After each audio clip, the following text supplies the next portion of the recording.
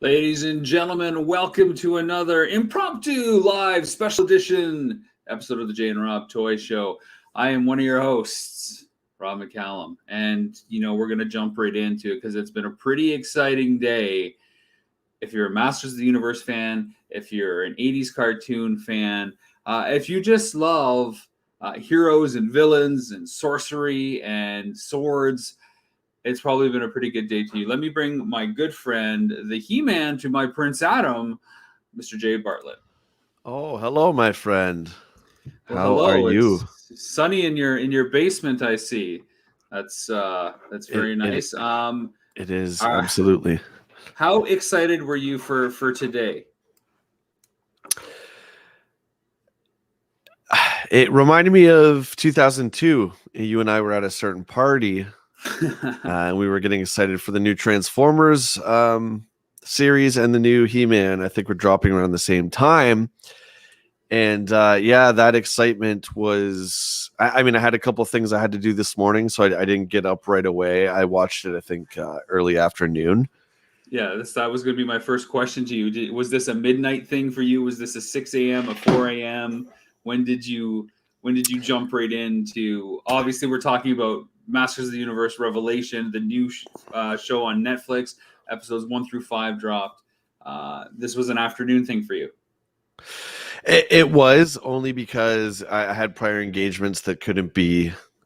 Even He-Man himself couldn't stop them, so I had to do that.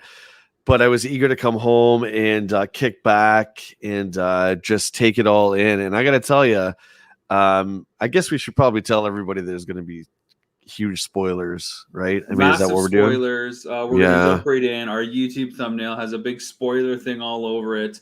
We're going to talk broad strokes, of course, first, and just so everybody knows, we're talking about how we approach this, some first impressions. Again, broad strokes. Well, I want to talk about the intro because I think it's a really interesting intro in episode 1.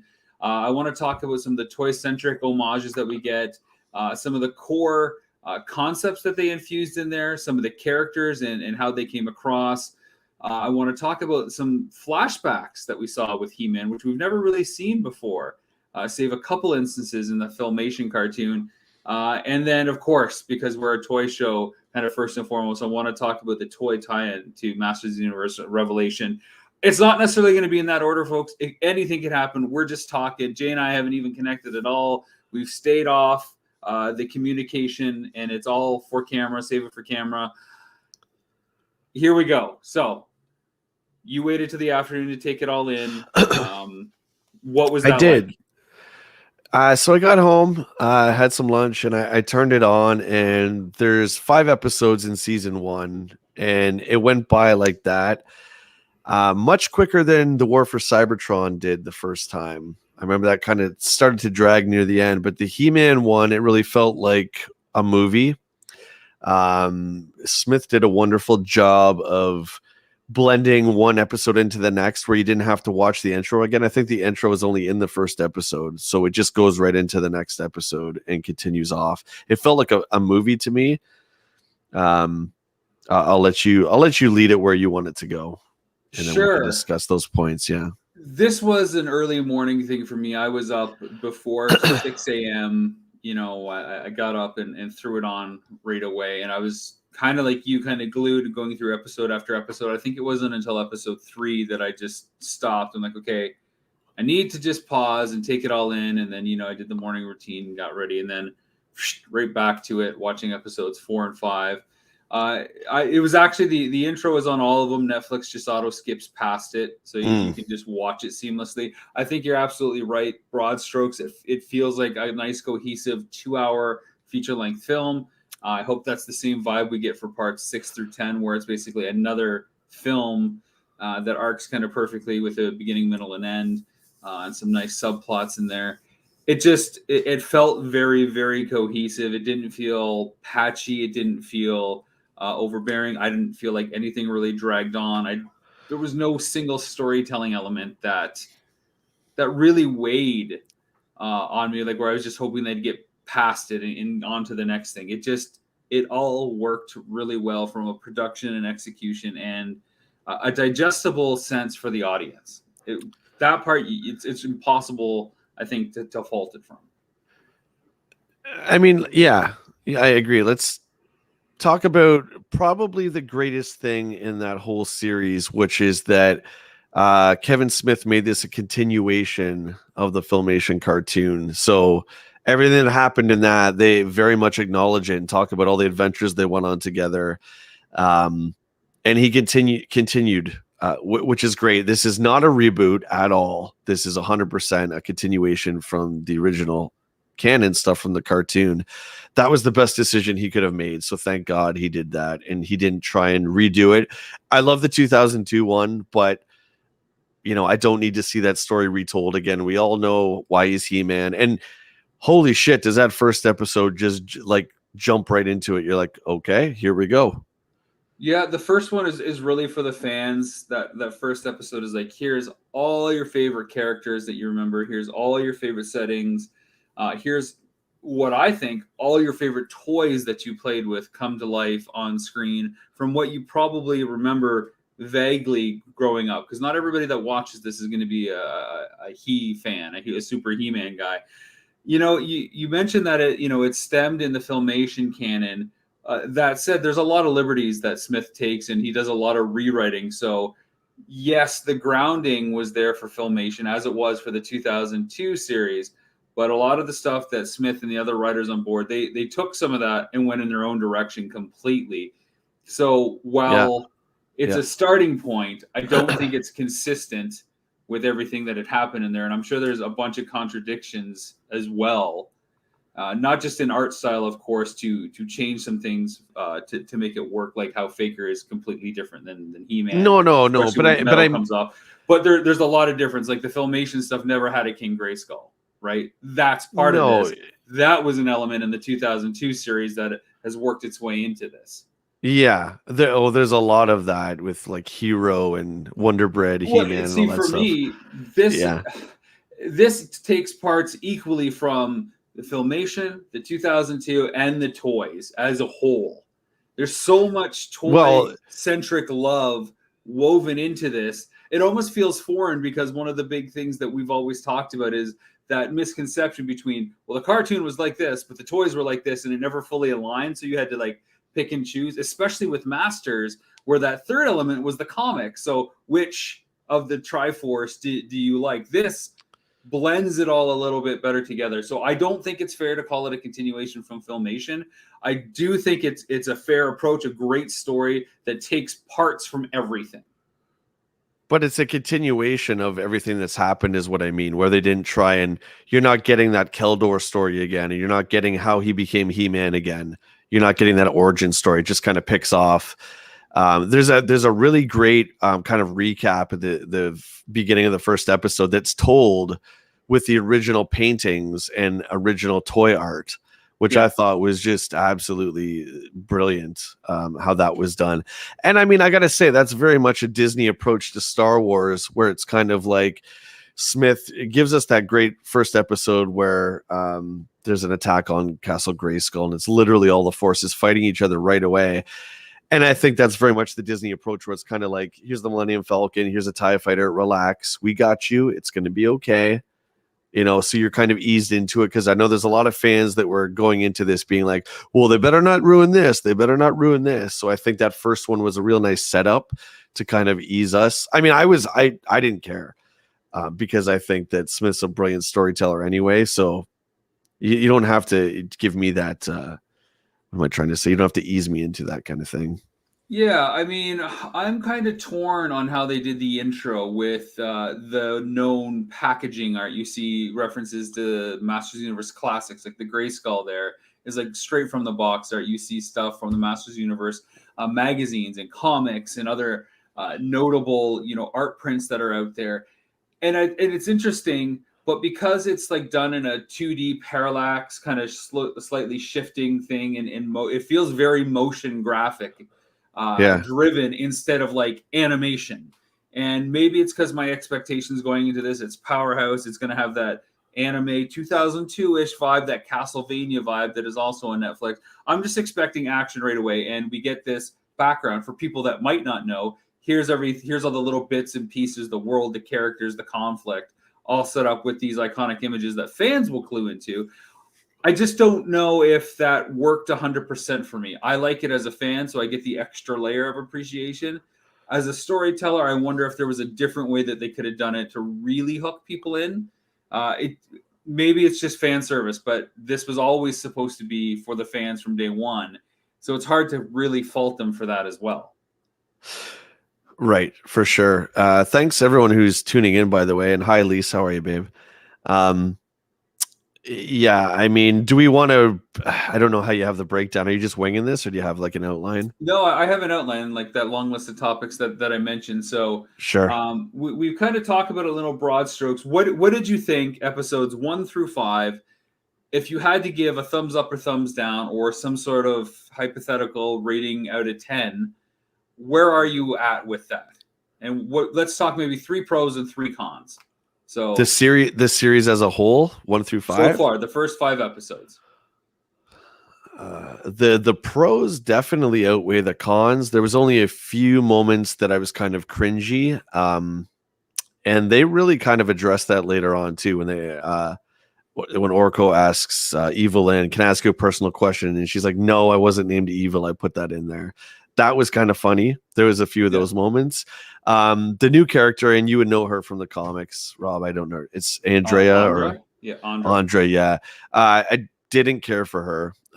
She was really I loved her. I thought she reminded me of good. She reminded me of the new She-Ra stuff, where it's like 90210, like Valley Girl kind of talk, and it just. I didn't like it. I know Evelyn has an English accent. She says bollocks, and that doesn't make sense. I get that, but there's something about that new character. It just really took me out of. She didn't feel like a Masters of the Universe character to me. That was one con. Okay. It certainly didn't break it. One con for you. Yeah. She's a pro for me, and we'll get to my list. Keep going. Yeah, I mean, I don't know if I can keep naming. The voice acting was incredible. Sarah Michelle Gellar, I thought, did a fantastic job as Teela, despite all the criticism she's getting. Just the series came out 10 minutes ago, and everyone's hating on her. But I thought she did great. Mark Hamill's he's a legend.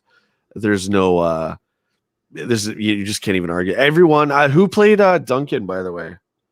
I have the cast list up here because I knew this was going to happen. It sounded like Liam Neeson. I know it wasn't, but no, I have. Hang on one second. I'm looking over here. It is Liam Cunningham. Okay, well, he was great. He sounds very much like Liam Neeson, and I thought I was surprised how much I got emotional. I'm an emotional guy, regardless, but I mean, I got really emotional during a lot of this.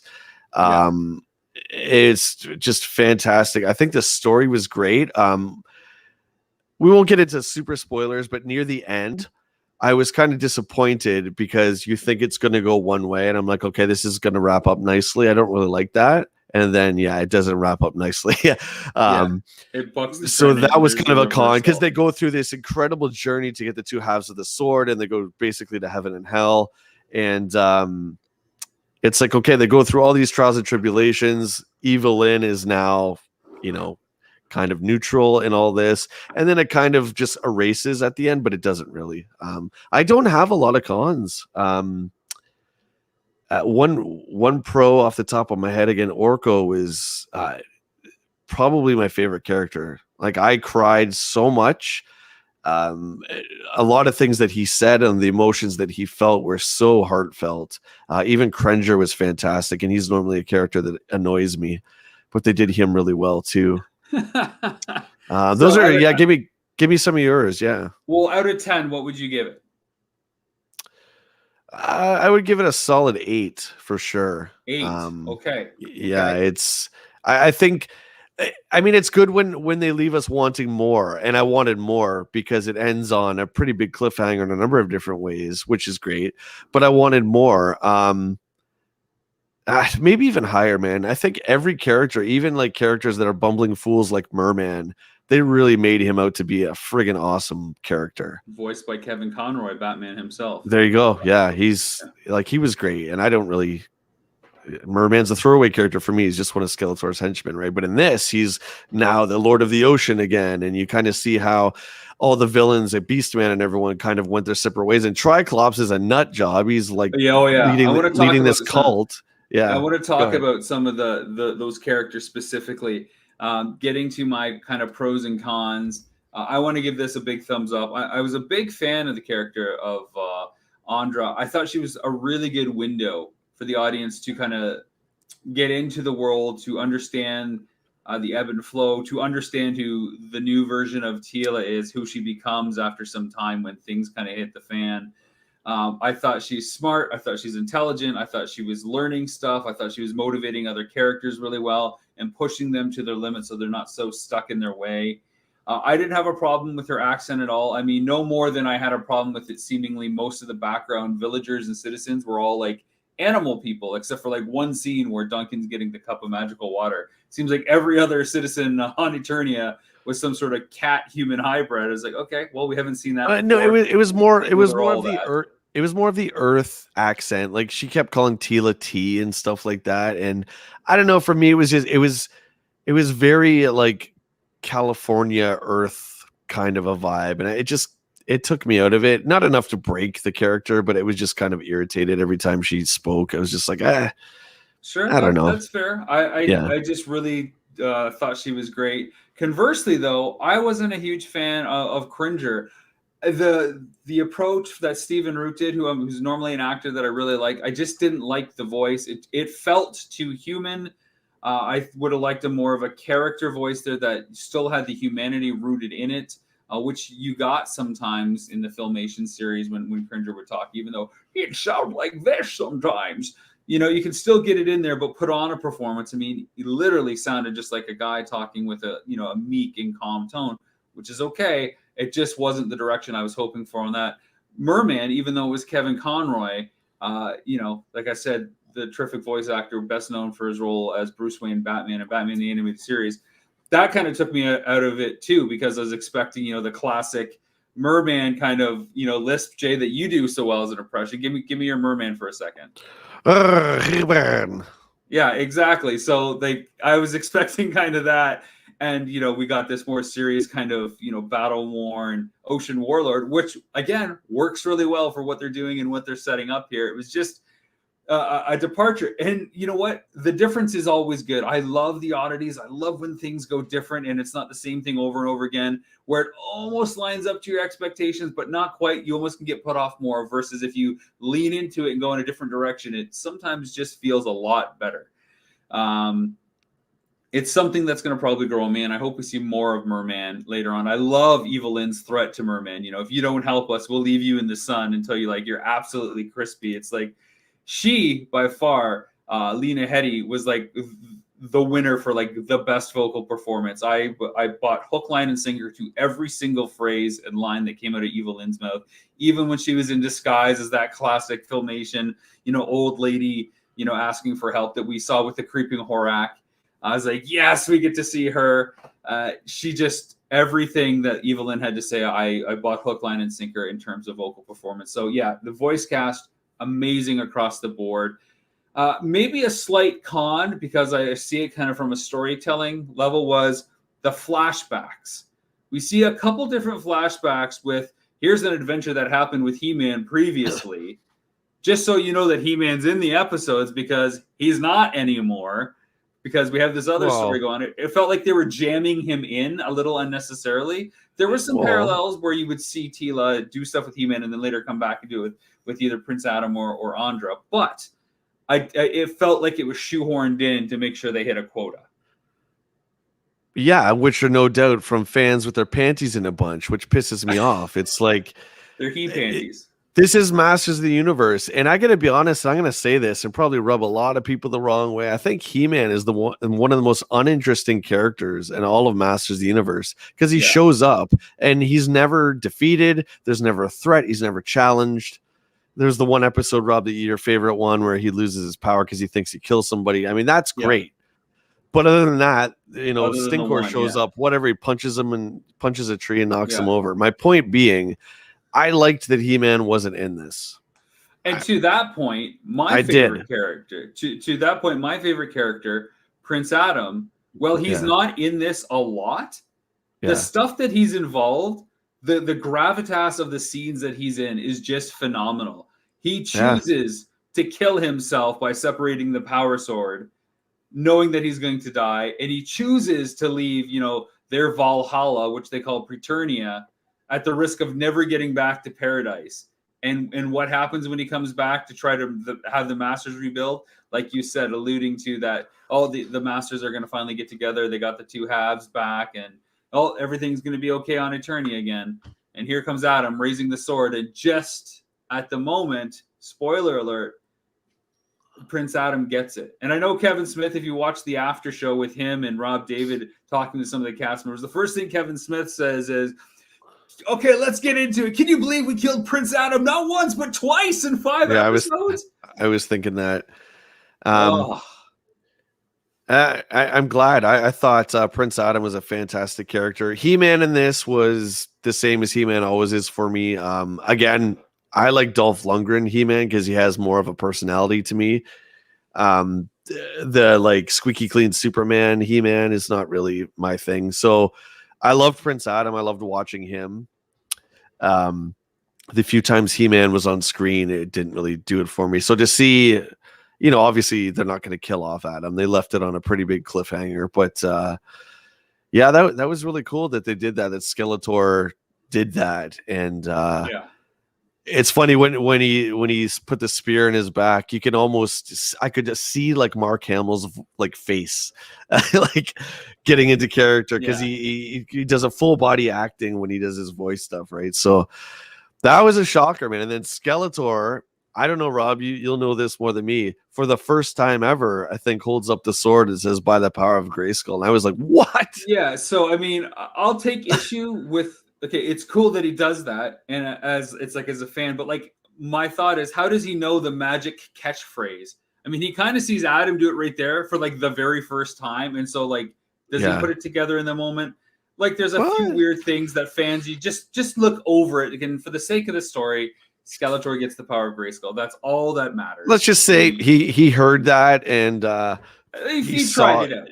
He saw that. He's like, well, you know what, like. I was hiding an Evelyn scepter for the whole show, so what else is going to happen? Let's just see what happens when I do this. A little strange that Sorceress really did get fooled by Faker, like really, and that Skeletor got in so easily to Grayskull, and like, how did he learn about the true secret underneath it? Do you know what? I thought it was just so cool that they opened it with He-Man, with Spikor and Clawful, like they're like, I'm like, well, why is he taking them to Grayskull? I guess prison, But then I'm like, well, why does he have Stridor? I was like, wait a second, where's Battle Cat? And then I thought for a brief second, I'm like, is this before, like, kind of thing? Then realizing, no, it wasn't. It was Faker. And yeah, Faker looks quite a bit different. He's bald, first of all. Well, yeah, but they're taking the cues from the Filmation episode, right, where he's just basically a doppelganger in terms of appearance to He-Man. Yeah. Unless you want to talk about the real Faker cartoon, The Return of Faker, which is coming out and being documented in a wonderful new film directed by some guy featuring Mr. James Eatock, The Return of Faker. Everybody will get to see that soon, right? Cross our fingers. But yeah, I like the approach with Faker. I like that he wasn't destroyed despite, the Sorceress like freeing herself, that, it's like his arms come right back on and it's totally cool. Well, Man at Arms cuts him in half. I think that was the end of him there. But yeah, well, but he lived to see another day for a few seconds. Faker is an army though, correct? He's not one person. Like there's a bunch of them, isn't there? Well, there's only supposed to be one. There's only supposed to be one. The comic in the Origins one, they show like an army of Fakers. Well, so I don't know if they buy toys. Well, yeah, so you can army build them if you can ever find them. If you can ever find them, that's right. So back to my pros. The last pro that I have is, again, I'm gonna mention that buzzword that I'm really stuck on lately, and that is toy centric. I love that there's so many toys littered throughout this, and the toys came out at the same time as the Filmation cartoon, but Filmation kind of had free reign to pick and choose and put what they wanted into the show. When 2002 came out, there was obviously some toy tie-ins, but this seems to be leaning on the toys, the vintage toys in particular, as the tome, the Bible, the text that we can all go back to as a point of reference. So you see toys and play sets everywhere, and it provides a cohesion that we haven't really felt before in Masters of the Universe. The movie didn't give it to us because it couldn't really point to the toys or the cartoon. Filmation and the toys were coming out at the same time, so it was never really on equal footing and had, constant reference because they were still inventing stuff. And 2002 was trying to do new stuff, but trying to wink back to the past. This is trying to say, here's a new story with the characters and the setups that you know and the toys that you loved. And now it's playtime. And I just love that there is that grounding of the toys first. I mean, it's coming from Mattel Television. I just love that that's what they chose to go from, more than even the Filmation cartoon. So that's a pro. My out of 10 is probably a 9. I've watched the series twice today. Yeah. So to your point there, I think they took a pointer from War for Cybertron, where the actual models in the War for Cybertron are the toys. They actually use the toys to draw. And I think that's what they did for the vehicles 100%. The Land Shark and the Roton, they looked exactly like they just like digitally drew the toys. Like, I'm pretty sure that's what they did. I think that's great. I think it's fantastic. They look exactly the way they did in every way. What did you think of the blend between CG and traditional 2D animation? Because a lot of the vehicles, especially in that early opening battle, were very CG. A lot of the play sets, the locations like Eternia and Grayskull and Snake Mountain, it's all CG, right? What did you think of that blend? It doesn't bother me. I've seen that in the Transformers, and we've seen that in a lot of recent animation. I think it's just the style of the era we live in. I think it's pretty cool, man. Some parts of the animation seemed like to be missing frames, or it seemed very choppy. Again, it might be the style, but it wasn't anything that really took me out of it. I was just glad to see, like the 2002 shows, it was nice to see them actually clanging swords and punching each other, and it wasn't, He-Man chopping down a tree to stop Skeletor. Like, they were actually fighting, and there was blood, and I mean, Mossman gets it within the first 10 seconds, and that was awesome. Yeah. Again, this is the funny thing, right? Where some of these characters, it's like, okay, RoboCop, how do you stop RoboCop? Turn on a magnet. Now he's dead. There you go. It's like Mossman. He's a plant. Burn him alive. He's done. But you would never see that, obviously, back then, right? And to see, I thought Trapjaw died when she turns the saw on his face. We find out later he's just, cut up or stuff. And it was really cool too to see all these characters later. They're all battle worn and kind of going on their own ways after Skeletor is been killed. It's cool to see, like, Triclops, who's friggin' Henry Rollins. Like, dude. Oh yeah. So let's talk about Triclops and his church of motherboard. To live and to die. That's a little cheesy. The motherboard. That's a little cheesy. Come on. Do you want to live in diode? You got to drink from that. And the episode's called The Poison Chalice, but he started this technological revolution in this cult where, because a Masters Universe has always been magic and technology kind of fueling everything. And he's really the perfect character to take it over. Like he says in the after show stuff with Rob David and Kevin Smith, if you can't be in command when that person in command disappears, all you have to do is be the person who speaks the loudest. So there you have Triclops, some sort of priest, ushering all these new cultists, and they're drinking from this nanotechnology that transforms them in horrific ways. And it's cool though. And the way he's transformed Snake Mountain as a result. And again, Snake Mountain, the Wolf Gate, right? Like the way they incorporate the toy stuff into it. And the net, they made a point of showing the net a bunch of times, man. And I was like, oh, that's great. And that's actually how they get into Snake Mountain, is they go down that, because she remembers the trap, and they go down and then they drill into the side of it or whatever. Yeah, man, it's just so many great things. The Triclops stuff was great. And now we look at the Masters of the Universe Revelation figures. Now I'm excited, because now I want to see new versions of these old characters. Okay. So that I'm super excited for, right? Besides He-Man and Skeletor. Yeah, go ahead. All right, well let's save some toy talk for a little bit later because there's a lot to talk about on that side because there are some figures already out. They haven't been released in Canada yet. They're on their way. You can get them from Big Bad Toy Store, of course. Some are Target exclusives, but they're coming. I want to talk to you about the one thing that kind of went California Earth language for you, and for me, that's the concept of heaven and hell, where that's a very Earth kind of construct. Where it's like, you mean we got to go to heaven and hell? Like, that pulled me out a bit because they're setting up this interesting dynamic because Subternia has always just been underneath everything that's Eternia, and Preternia had always been, the past, the powers of Grayskull, dinosaurs, and stuff. So they rewrote that and made Preternia this heaven, this Valhalla-like, and they made Subternia like this underworld. And they go to Subternia first, and this is where we get our first glimpse of Scareglow, who is kind of the commander in charge there.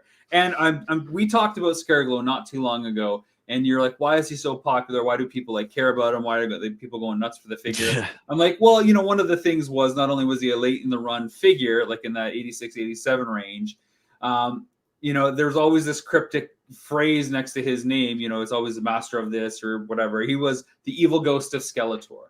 And so people forever have said, oh, it's like Skeletor, but when he's dead, it's like his ghost. Or is it like the evil henchman of Skeletor, who happens to be a ghost? Yeah. Now this cartoon, it makes it a little bit more cryptic still, because it's like, are you Skeletor? Like I think Tila straight out asks him. He's like, not exactly. Not exactly. It's a name that I remember though, or a being I once was. So was it his spirit or wasn't it? What did you think of him in that whole heaven hell setup? Okay, well let me touch on Scareglow first and say now I'm in love with that character, because that was one of my favorite parts of the first season was that character and how he's like, please, I've been isolated, no one's been around. Please give me your fear and I'll give you what you want. That was so cool to me, and how he puts on the illusion and Tila basically had to face her demons and stuff like that. I love that part.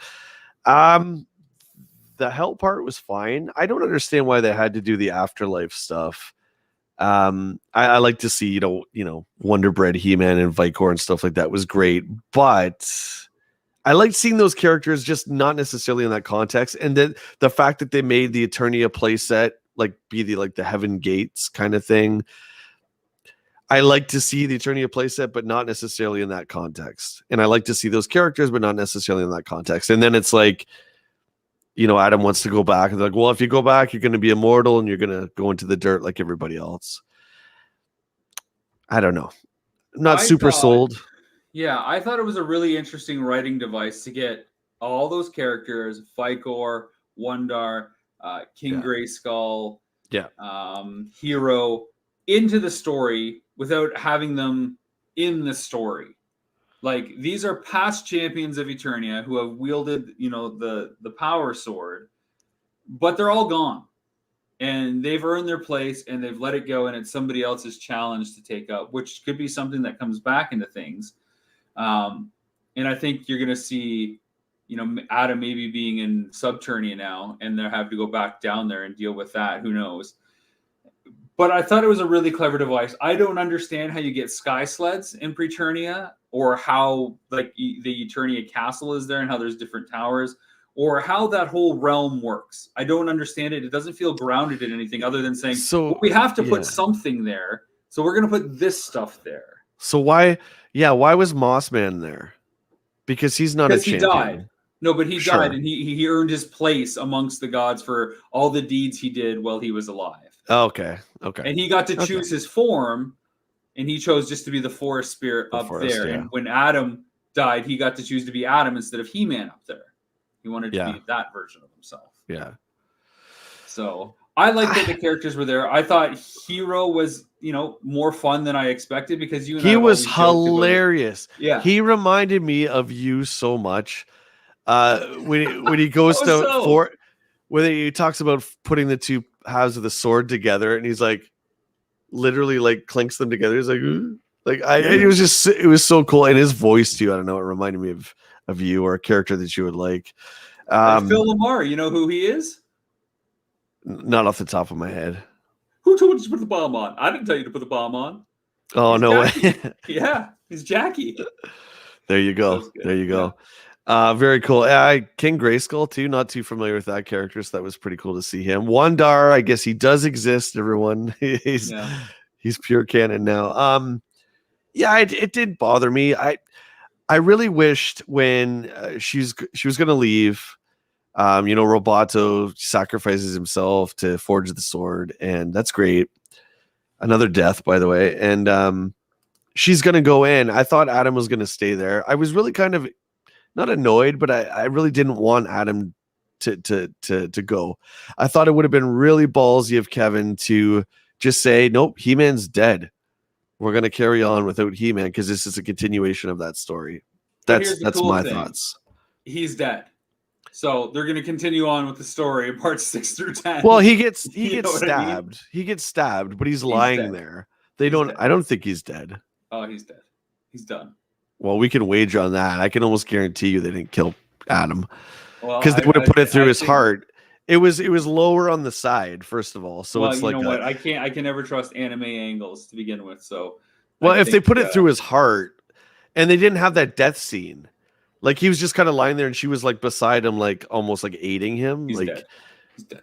I don't think and frankly, I will take the reversal that we got just when we thought everything was going to have a happy ending, and it doesn't, for not letting him stay in Preternia. I think I would have liked to have seen him there too, because he's already paid his due.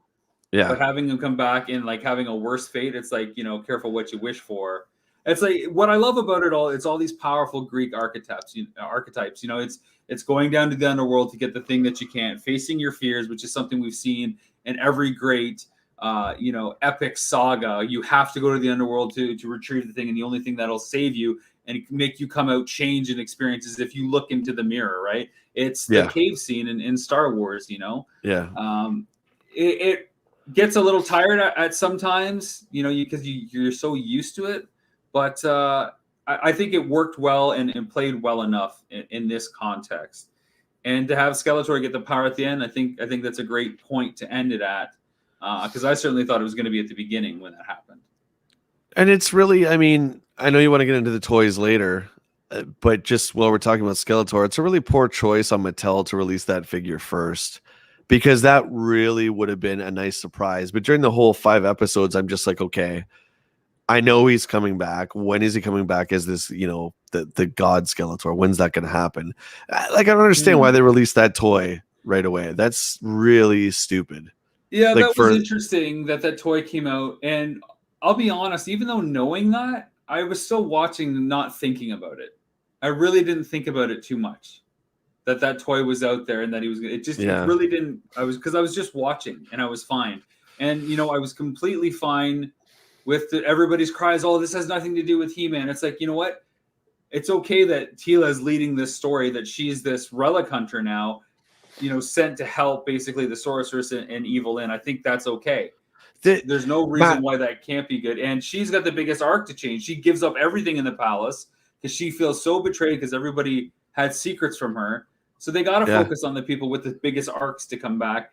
And, for the 3 episodes that she's kind of leading the charge, I didn't have a single problem with it. I mean, like we said before, how many episodes did she have in the original Filmation? 3, well, 4, not only 5. that, how many like shows have we, like, it's all He-Man all the time, and you can argue and say that this is He-Man's show. I would argue and say that I never thought it was, because there's so many interesting characters in Masters of the Universe that I don't feel like they used in their full potential, and in this series they're really using all these characters. I mean, we got 1 episode with Roboto in the Filmation one, I think 1, and he says like 3 lines or whatever. Not that Roboto's like the greatest. I'm just saying, that's one example. Oh, I don't want the Roboto show, Jay. I can't do it. It better be He-Man, not Roboto. Anything but that. Yeah, I mean, like, everyone's freaking out about the whole Teela thing, and I think it was great because I just think He-Man's a boring character. I really do. Why He-Man's boring? Because he doesn't change. He doesn't have anything to grapple with. He's not worried about anything.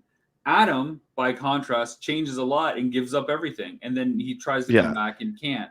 So if you're right, Adam's alive, What is he going to have to do to regain the mantle of He-Man? Now it's David versus Goliath, right? Because he's wounded, he's weak, he doesn't have the power sword. How is he going to overcome Skeletor? And I think that's where Kevin Smith's going to say, aha, I told you so. It is a He-Man show for all you panty wussers. Well, the shit will really hit the fan if people don't like Tila and they go to Etheria and call on She-Ra because it's like very, very dire. They have to go get She-Ra now. Sure. Like, how friggin' awesome would that be, man? Then you have Hordak and all that stuff. Not going to happen, but licensing rights are going to stop that from happening. But still, to your point, I agree. I was almost waiting when Adam got stabbed and he was dead or whatever you want to call it. I almost was waiting for Tila to pick up the sword.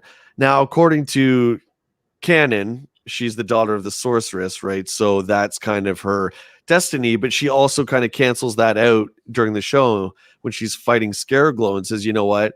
My destiny is what I'm going to make it. So I like that. So everyone expects her to kind of be the next sorceress, right? And she doesn't know that yet. But I would have loved for her to pick up the sword and just make this completely brand new character, T-Lore or whatever the hell you want to call her. Like T-Lore. It would have been great. But then again, the show would have ended on a happy ending and she would have killed Skeletor again. So, it might go that way. We don't know what they're going to write because now they're firmly entrenched in anything new going forward. They don't have to stick to it because next week's not going to have a different episode. They can constantly write something new going forward, which I think is really great, and they're not hindered by anything. I love that it's really rooted in the toy line. The toy line was always called just Masters of the Universe. The show was called Masters of the Universe Revelation. The Filmation one was He-Man in the Masters of the Universe. So I like that the grounding is in the toy. I think Tila is a Masters of the Universe. They're all masters in different contexts. So I just love it. You know who I liked? I don't know if this guy is new or not. It's when they're fighting Triclops, and the guy he's almost like a robot. He almost had to kind of like keep defusing himself, or he was going to explode. Like, that guy was cool. Who was that? I want to say it was Blast Attack, which is like a robot guy. He's got like a black head and he's got like a cybernetic kind of look, but they never really kind of like pointed out. So it's hard to say, but I'm pretty sure that's Blast Attack. Yeah. Okay, that was cool. I thought that guy was a completely new guy, but I would like to have seen more new characters. But I think you got to establish. Thanks, Scott. Blast Attack. Yeah.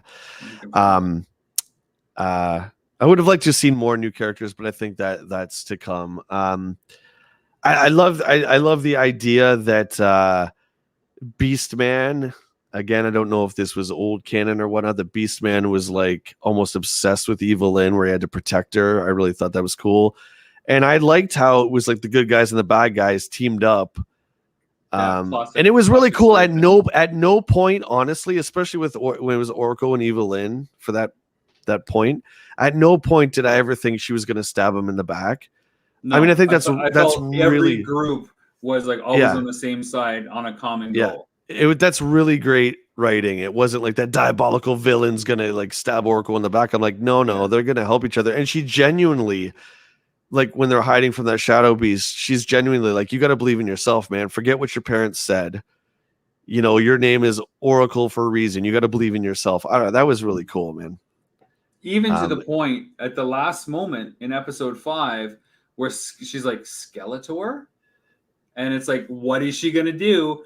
And you don't quite know. And frankly... Wait a second. I didn't know Blast Attack was a character this show is just for you. Let me tell you something, Anthony. I've been watching He-Man since before you were born. Don't come onto my show and spit just because we don't have the same views. Give me a break. Yeah, so I don't know. I don't know everything. I apologize. Well, Jay, don't you know you got to be a super fan because the show's only for super fans? Got to be a super fan, or you don't count, man. Ridiculous. Don't count. What else has Anthony said here? He's complaining about the Tila show, and he's saying it's all He-Man. It's called He-Man in the Masters Universe. Well, that's I think a little bit based more on the toy line, like I think I said. And then he's complaining here. What if She-Ra dies in Hordak, and then Bo and his boyfriend save the day? Well, what if that? Is that your storyline that you're pitching? I'm confused. I'm not sure where this is coming from, but 2, cool, all good. Loser. Well, he's blocked, so it's all good. Sorry about that, folks. I love that they put little characters in the like Blast Attack. I do hope some new characters come in there to the point of toys. Let's talk toys. Let's really get on it with me. Yeah. I'm looking for the Orco toy. I think that's cool. I'm looking for the Prince Adam, especially if he gets that one half of the sword that he comes with the golden handle, or maybe he'll come with both halves that are separate, or maybe Hero will clink come with them. That's going to be your guy for sure. I don't know why he reminds me of you. I don't know either. Why?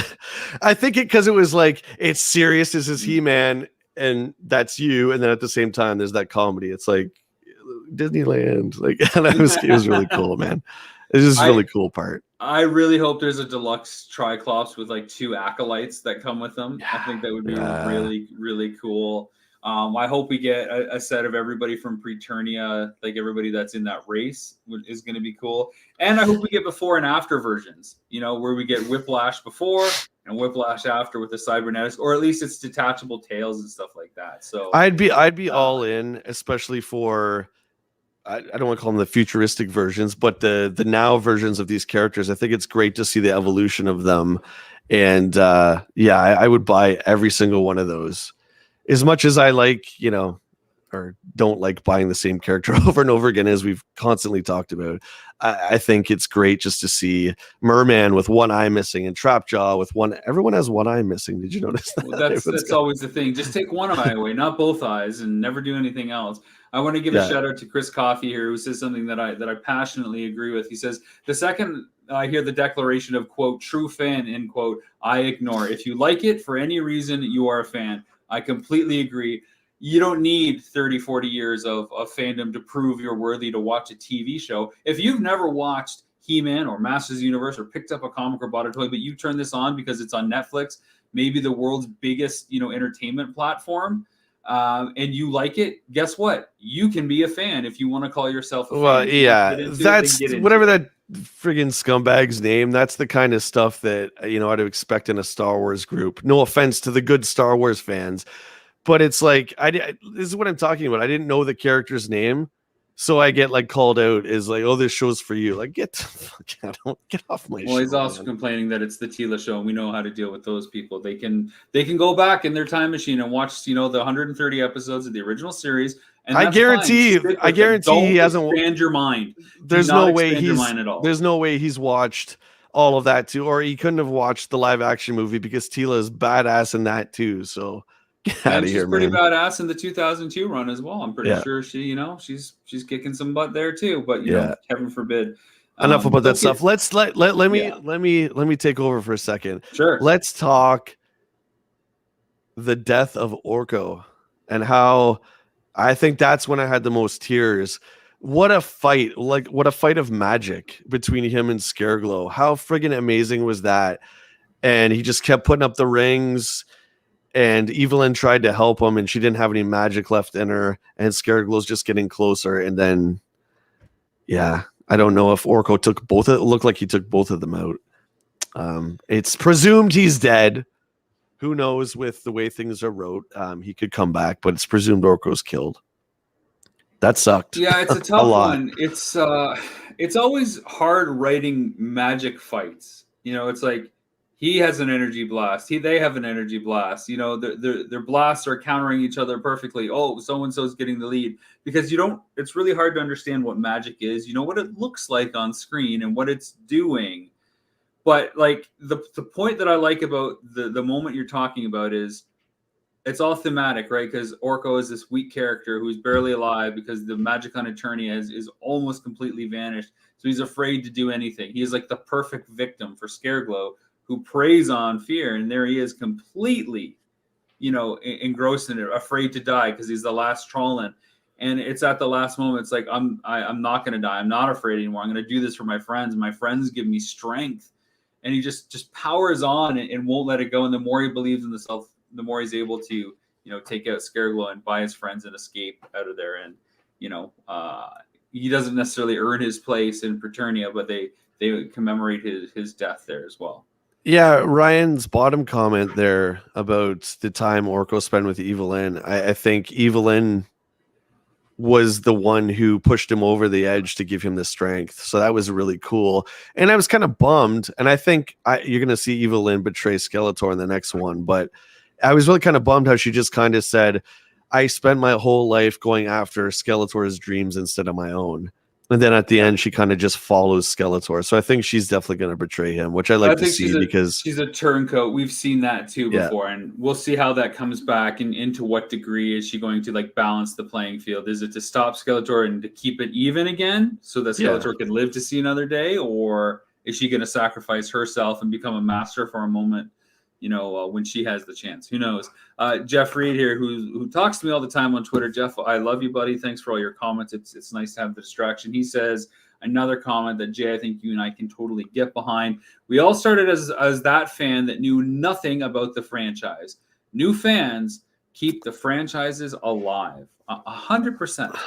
You can't get behind an aging fan base of 30,000 people. Even if they buy everything, they're going to age out. You need that new life, that new energy. And even though this was made for the fans of the original show, even though this is made for the fans of the original toy that are buying up all the origin figures now and are going to get excited to buy all those revelation figures, we need that new blood to latch onto it and say, oh, what is this? This is cool. Yeah. We need them to take it so that in 20 years time, they can do, carry it on in some form, whether it's, helping with the new toys that come out then, or the series that are going to be on there, or some sort of movie. We got to really invigorate a new fan base to keep any of this stuff alive. TMNT does it well. Transformers does it well. He-Man's on the fence. G.I. Joe's on the fence. Well, let me tell you, new fans out there, this is just from me, who's a complete amateur. If you don't know who Blast Attack is, you can just forget about watching anything. You know what, Jay? Turn your TV off. You know what? Break your TV over your head. Blast Attack Jay. That's your new on-screen name. That's my name. blastattack.j.com. You're just not good enough to know. You know what? Why are we talking about this? I should have cut you off and you said, who's that? I don't know. I should have ended the stream. I apologize to everybody that's listening and watching, whether it's live with us or on subsequent episodes. You know what, Jay? The cool thing is now you get to be the biggest Blast Attack fan. Nobody will know that you didn't know. You can go get your Minton card, be Blast Attack Hero Boy, be the Blast Attack Shelfie Man, put it on the shelf and say you're a Blast Attack hero now. Maybe then individuals like Anthony Miller will be cool with you liking that. Or no, you know what? It's too late. You didn't know it now, so you can't ever have fun. This show's just for me. I'm just an amateur. I apologize to everybody out there for being such an amateur. Here's Jay, and here's fandom knowledge. Clink, clink. Yeah. But hey, what else did you want to talk about for these 5 episodes before we wind up this hour impromptu discussion of Masters of the Universe Revelation, out now on Netflix, episodes 1 through 5? What else do you want to talk about? I just taking it all in. Again, some of the highlights. Mark Hamill was legendary, like usual. He just blew me away, and his voice is so signature. And he reminds me a lot of like Johnny Depp, where it's like you just see that character, you don't see the actor, even though it's Mark Hamill. You just see Skeletor. Like Johnny Depp absorbs himself in the character, and you don't see Jack Sparrow, you don't see Johnny Depp, you see Jack Sparrow. Mark's very much like that, and it's exciting to hear his first words because it's Mark Hamill, but very quickly you just see Skeletor, and his performance was fantastic. And there's some comedic moments that some lines that he says, and there's a lot of sinister moments where he's like, "Oh, I don't want Grayskull. I want to tear it down brick by brick." Like, that was very cool in the first episode. Evelyn, I'm with you, Rob. I think she was one of the best characters in the whole show. She was fantastic. She leaves her helmet on Orko's grave, which again is a huge sign for me that she's kind of seen the light a bit, and she's kind of like, well, maybe she'll just name herself Lynn and just drop the evil part. That would be cool. I would like a Lynn figure with just the long white hair. That would be Maybe it sick. should just be Goodlin instead of Goodlin. Hey, Goodlin. Jeff Reed saying, if you don't know the name of the stable keeper of Grayskull, you should never watch Motu again. Well, I don't even know what Motu means. I guess I'm not a fan either. Well, I didn't get called out. I didn't call him Wonder. I called him Wonder Bread He-Man, and I didn't get called out for that. So maybe sure Anthony, whatever his name is, like he missed that one. So maybe the next Gatekeeper session, maybe I'll get back into the Masters of the Universe. You know what? Fandom. Who knows? 1 week to learn everything about our next topic, and if you mess up in the slightest, I'll never forgive you for it. Well, that's the way she goes. What's his troll? Ryan says Happy Lynn. That's great. Yeah, that would be just change your name to Happy Lynn. Yeah. That's a good one. Mark Hamill and the Skeletor thing. Yeah, it's good. It reminded me a little bit of his Joker, a little bit of his Hobgoblin, a little bit of his. He was the Skeksis in the recent Dark Crystal series that came out. He was the Skek Tech, so he was like the scientist. It was very much a little bit all of that. For me, it's Mark Hamill. I hear it. I see both Skeletor, and I can tell it's Mark Hamill. And you know what? I love it. It's the same like when you watch a Jim Carrey movie. That's Jim Carrey. He's playing this character with this problem or this character with that problem. It's still very much Jim Carrey doing the Jim Carrey thing. And you know what? Here's my $8. Why I pay for a seat to watch a movie. And I think that's totally fine. Like Jeff's saying now, I think Orco made her realize that friends are more important than power, Evil Lynn specifically. And I think it's all these little sub arcs that make this whole overarching story about trying to save Eternia really matter. The stuff with Tila, Duncan, and Roboto, that weird family unit there. I think there's some interesting stuff happening. The king condemning everybody after he learns about the death of Adam, I think is a really powerful moment. That was powerful. Yeah, I'm not going to quote it, but where he like screams, he's like, "Get out!" He's like, basically, you're stripped of your Man-at-Arms title and leave. He's like, Tila, get him out of here. And then she's like, "No, I don't want anything to do." It's her big day. She's like, "I don't want anything to do with any of you guys. You lied to me since 1983. Forget it. I'm out." Are you sure that's the year, Jay? Because if it's not, our troll story. You know what's great is that the fun-loving intro of the Filmation cartoon, and it's like dun dun dun dun dun. And it's like only 3 others share my secret. It's like it's no big deal, but now and through adult eyes, it is a big deal when you really think about it. It's like all these years, all these adventures, she didn't know. It's like everybody, including Queen Marlena. Pretty sure she knew although too. I think with Queen Marlena, she knew the way that moms know everything about their kids without the kids knowing that she knows. And so because they say He-Man was killed, and she's like, Adam, like right away. She's like, she knows.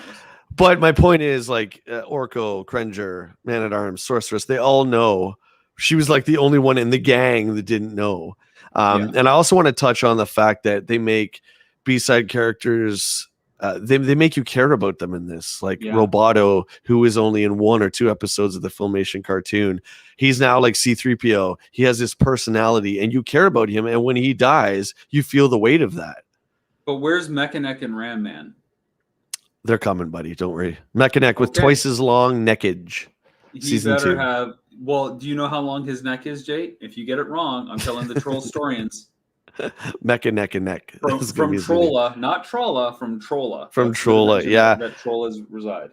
I don't know, but I guarantee you that this guy doesn't know the third Rodan in the Cantina and in Seat B. So if you don't know that, then hey, don't talk to me about Star Wars. I thought that was Babylon 5. Shit. I guess I can't be a space fan anymore. Any last thoughts before we wrap this up? I love the series. It's a solid 9. It's pretty much perfect. So you've just gone from 8 to 9 in the course of our discussion. I like that. Well, earlier I said 8, and I said maybe a 9. It's beautifully written. It's beautiful to look at. The colors are stunning. The music is fantastic. Acting is great, and I really like the story. The story is fantastic. I'm looking forward to a season 2 whenever we get that this year or next year, whatever. I'm just going to keep taking it all in, and it gives me a new respect for Masters of the Universe. Not that I didn't have it before, so don't everyone attack me. Oh, you know what? If you don't know, it's time to blast attack Jay for his Motu fandom. Because the 2002 one, I was all aboard on that. But it's really great to see that Masters of the Universe is well and alive and in the hands of Kevin Smith. And I can't think of anyone else who I'd rather doing that. So Yeah, I echo everything you're saying. I'm really pumped for it. I really like it. When I first watched it, it was early. And so after I had finished it all, I wasn't 100% sold. But watching it a second time, it's like, yeah, no, this is good. This is as good as everything in the 2002 line and better because, again, I think the secret sauce is that it's grounded in the toys and they're not afraid to write something new because they don't have to worry about what happens next week after week after week after week. yeah. They can tell a close story. And I'm sure if these 10 episodes go well and the views are there, you know that there's going to be more. Why not? Well, If there's a if toy people line. watch, There's going to be more. that's a good reason right Yeah, there. So absolutely. if Yeah. they get to do it, that would be awesome. And so far, out of the 5 episodes that come, big thumbs up from both Motu Rob and Motu J. I'm not allowed to be Motu. I am like Etheria J. Call me that because I'm gonna call you Snow 2. Yeah, Snow 2 J with your snow scarf. we're going back to the 80s style, which is great. So we're getting the cartoon with the toys. We're seeing that in Transformers War for Cybertron. Now we're seeing that in Masters Universe. G.I. Joe is coming out hopefully next year. I'm really liking how we're getting the cartoon back with the toys again. It's wonderful to see. I just flashed the comment up there for everybody. Ryan McGrath says, it's nice to hear grown-ups talking about the show. The trolls on Rotten Tomatoes wore me out today. Look, it's so easy to come down on stuff. Like I said, how does Skeletor know to say, by the power of Grayskull, I have the power? I don't care. I'm having fun. Remember what that is? Fun. You remember that concept where you could just enjoy yourself and not take it too seriously and squeeze the life out of it? Sit back. Like Jay, you did this afternoon. You sat back, you relaxed, you put the show on and you enjoyed it. Imagine what it's like just to have a smile on your face and enjoy. And you know what? And not take it seriously, but just let it brighten your day a smidge. I agree, my friend. And if the show is not written exactly the way you want it, well, then that's just too bad, isn't it? Go write your own. It's too bad. Yeah. Go produce your 10-episode anime thing if you want. I'll watch it as soon as it's done because I'm the ultimate mega fan and I have to consume everything so I can be better than everybody. So when you get your 10 episodes of anime done, I'll watch it. If anybody has an issue with Teela being the main protagonist, which she most certainly is in the show, go back and watch the 130 episodes of Filmation because I don't think you've seen them all. You'd be shocked because Teela is in almost every one of them, and she's a huge part. So, and you know what? Whether you say it's a bait and switch because we were told this was going to be He-Man's story or whatever you want to say, this is what we got. So get on board or don't watch it. If you don't want to watch it, totally cool. It's really okay. I don't watch everything that's recommended to me, but I certainly don't have the energy to shit on it either. So, move out of the way for the rest of us that just want to enjoy life while you're too busy picking it apart because that's what you want to do. Totally cool. If that's how you want to spend your energy. I just want to love things. You want to love things. Let's keep on loving, my brother. This has been another fun episode of the Jay and Rob Toy Show. We don't have any action figure spotlights for you this week because I don't think either of us have Revelation figures. Maybe by the next time season 2 comes out, we'll have a few to discuss. But Jay, where can people find you for more of your incorrect fan base knowledge trivia that you haven't earned or a platform to talk about it on?